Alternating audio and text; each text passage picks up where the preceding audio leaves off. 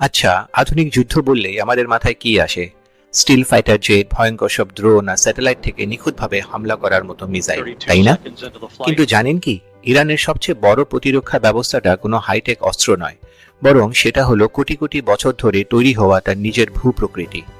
চলুন আজ ব্যাপারটা একটু তলিয়ে দেখা যাক। কেন ইরানের ভূগোলকে তার সব থেকে বড় শক্তি বলা হয়?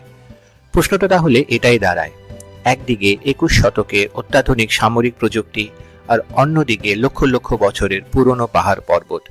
এই লড়াইয়ে শেষ পর্যন্ত জিতবে কে? বিষয়টা হলো, ইরানকে শুধু একটি দেশ হিসাবে দেখলে চলবে না। ইরানকে দেখতে হবে প্রকৃতির নিচের হাতে গড়া এক দুর্ভেদ্য কেল্লার মতো। এর পশ্চিমে তুরস্ক থেকে শুরু করে পূর্বে পাকিস্তান পর্যন্ত পুরো ভূখণ্ডটায় এমনভাবে সাজানো, যা বিশ্বের সবচেয়ে শক্তিশালী সেনাবাহিনীকেও এক কঠিন চ্যালেঞ্জের মুখে ফেলতে বাধ্য। চলুন তাহলে এই ভৌগোলিক দুর্গের ভেতরে ঢোকা যাক। আমাদের প্রথম গন্তব্যস্থল হলো ইরানের পশ্চিম দিক, যেখানে ইরানের প্রথম এবং সম্ভাব্য সবচেয়ে শক্তিশালী প্রতিরক্ষার প্রাচীরটা দাঁড়িয়ে আছে। আর সেটা হলো বিশাল জাগ্রোস পর্বতমালা। 1-2 কিলোমিটার নয়, পুরো 1600 কিলোমিটার লম্বা। ভাবুন একবার, তুরস্ক থেকে শুরু হয়ে পারস্য উপসাগর পর্যন্ত ইরানের পুরো পশ্চিম সীমান্তটাকে আগলে রেখেছে এই জাগ্রোস পর্বতমালা। আর এটা কিন্তু শুধু একটি পাহাড়ের সারি নয়, বরং অসংখ্য সমান্তরাল পর্বতশ্রেণী আর গভীর গিরিখাতের এক জটিল জাল, যা ভেদ করা প্রায় অসম্ভব। আর ইতিহাস কিন্তু বারবার এই কথাই বলে গেছে যে পাহাড়গুলোর আক্রমণকারীদের জন্য সবসময় এক দুঃস্বপ্ন। 2500 বছর আগে স্বয়ং আলেকজান্ডার দি গ্রেটকেও এই পার্সিয়ান গেটস আটকে দিয়েছিল। আর যদি আধুনিক যুগের কথা বলি, 1980-র দশকে সাদ্দাম হোসেনের বিশাল ট্যাঙ্ক বাহিনীও কিন্তু এই জাগ্রোসের দুর্গম ঢালে থেমে গিয়েছিল। ইরান কিন্তু এখানেই থেমে থাকেনি। তারা এই প্রাচীন প্রতিরক্ষাকে 21 শতকের উপযোগী করে আরো ভয়ঙ্কর করে তুলেছে। কিভাবে?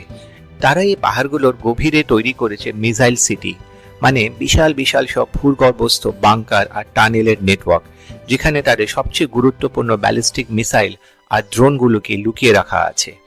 স্যাটেলাইটের চোখে তো দূরের কথা, বাংকার বাস্টার বোমার পক্ষেও সেখানে পৌঁছানো প্রায় অসম্ভব। আচ্ছা, ধরে নিলাম কোনো আক্রমণকারী বাহিনী অবিশ্বাস্যভাবে এই পাহাড়ের দেয়াল পার করে ফেলল। তারপর তাদের জন্য অপেক্ষা করছে ইরানের দ্বিতীয় স্তরের প্রতিরক্ষা, কেন্দ্রীয় মালভূমির বিশাল গনগনে আর প্রাণহীন মরুভূমি। 70 ডিগ্রি সেলসিয়াস, ভাবা যায়? পৃথিবীর অন্যতম উষ্ণতম জায়গা ডাস্টি লুত মরুভূমির তাপমাত্রা এটাই। এমন ভয়ঙ্কর গরমে তো যে কোনো আধুনিক সামরিক সরঞ্জাম, যেমন হেলিকপ্টার বা ট্যাঙ্কার ইঞ্জিন, এমনিতেই বিকল হয়ে যাবে। গাড়ির টায়ার গলে যায়, আর মানুষের পক্ষে সেখানে টিকে থাকা তো এক যুদ্ধ। এর সবচেয়ে বড় উদাহরণ কিন্তু ইতিহাসে আছে 1980 সালের অপারেশন ইগল ক্লকে। ইরানে আটকে পড়া আমেরিকানদের উদ্ধার করতে গিয়ে মার্কিন স্পেশাল ফোর্সেস এই মরুভূমির কাছে হেরে গিয়েছিল। কোনো যুদ্ধই হয়নি, মরুভূমির হঠাৎ ধূলিঝড় আর অসহ্য গরম তাদের সবথেকে আধুনিক হেলিকপ্টারগুলোকে খেলনার মতো নষ্ট করে দিয়েছিল। সেদিন ইরানের হয়ে যুদ্ধটা লড়েছিল স্বয়ং প্রকৃতি। তো বুঝতেই পারছেন, এই মরুভূমিগুলোকে শুধু ফাঁকা জায়গা ভাবলে কিন্তু মারাত্মক ভুল করা হবে। এগুলো আসলে ইরানের জন্য এক প্রাকৃতিক বাফার জোন, যা যে কোনো আক্রমণকারী বাহিনীকে দেশের মূল ভূখণ্ডে পৌঁছানোর আগেই বিধ্বস্ত এবং নিঃশেষ করে দেওয়ার ক্ষমতা রাখে। আচ্ছা, এতক্ষণ তো আমরা ইরানের প্রতিরোধ বা ডিফেন্সের কথা বললাম। এবার চলুন দেশের দক্ষিণ উপকূলের দিকে যাওয়া যাক। এখানে ইরানের ভূগোল তাকে এক ভয়ঙ্কর আক্রমণাত্মক অস্ত্র দিয়েছে, যার নাম হরমুজ প্রণালী। প্রতিদিন সারা পৃথিবীর মোট তেলের প্রায় 20%, মানে 1/5 এই ছোট্ট জলপথ দিয়ে পরিবহন করা হয়। ভাবুন তো, এই হরমুজ প্রণালী হলো আজকের বিশ্বের অর্থনীতির লাইফলাইন।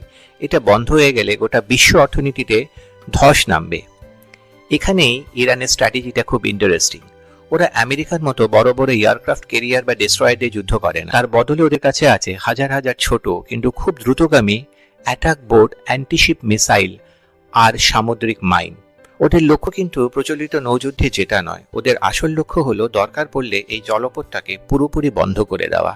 ইরানের আসল শক্তি হয়তো কোনো পারমাণবিক বোমা বা বিশাল সেনাবাহিনী নয়, বরং বিশ্বের অর্থনীতির সুইচটা বন্ধ করে দেওয়ার ক্ষমতা। আর সেই সুইচটা হলো হরমুজ প্রণালী।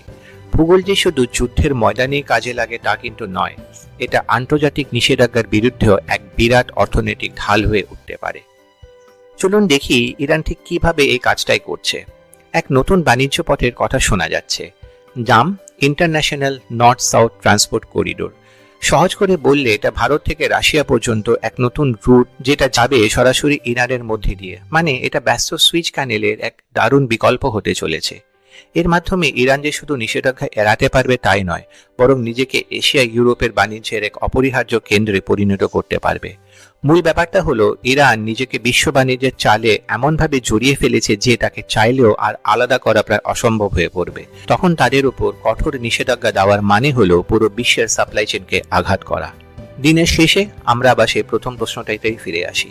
আধুনিক সমরবিদরা বারবার বলেন, আপনি হয়তো ইরানের আকাশে বিমান উড়াতে পারবেন, তাদের শহরে বোমা ফেলতে পারবেন, কিন্তু এই বিশাল পাথুরে ভূখণ্ডকে পুরোপুরি দখল করা প্রায় অসম্ভব।